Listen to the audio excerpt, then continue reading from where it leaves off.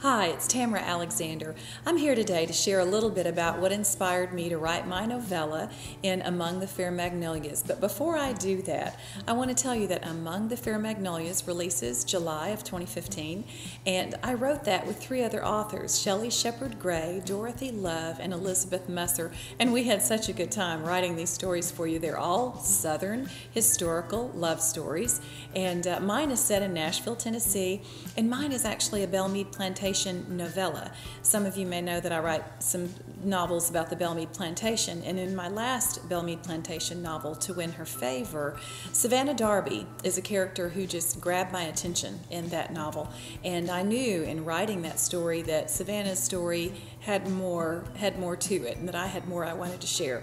So hence, To Mend a Dream, which is my novella in this novella collection. On this video today, we're going to share with you a little bit also, maybe some pictures that you've already seen of mine, of the places and the settings, and also some recipes at the very end. So stick around for that, and you might learn a few fun facts about these authors that you might not know yet, and that they might not know I'm going to share with you. So stay tuned, and I hope you enjoy. And as always, there are a lot of books out there, so thank you for reading mine. I appreciate it.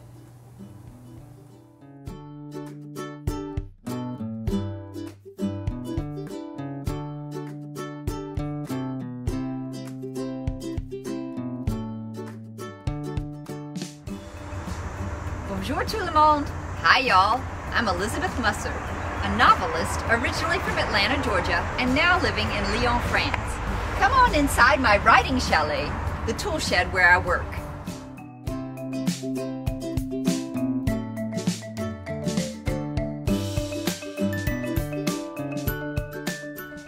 My story is part of a novella collection, Among the Fair Magnolias. Takes place after the Civil War in 1868. Emily Derricott, 20 years old, has grown up on her father's plantation, his cotton plantation.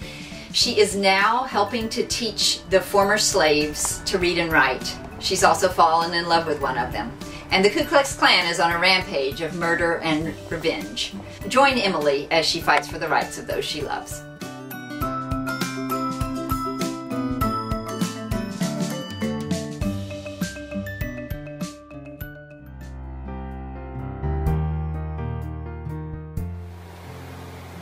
The inspiration for A Heart So True actually started with the setting. Pawleys Island, South Carolina is just a 4-mile long, half-mile wide strip of land in Georgetown County, just north of Charleston.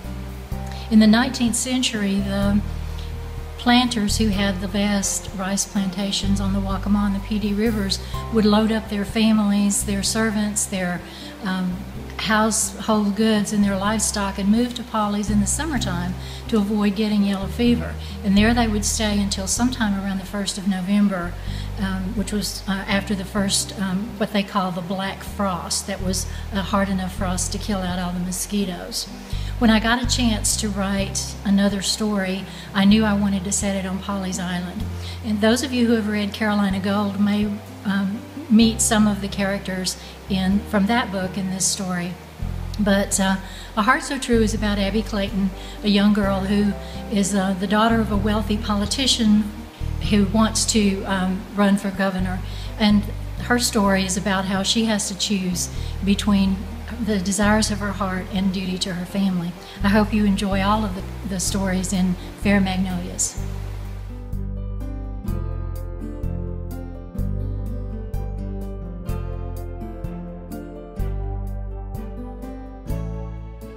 I wrote a trilogy set in Texas about an outlaw train gang.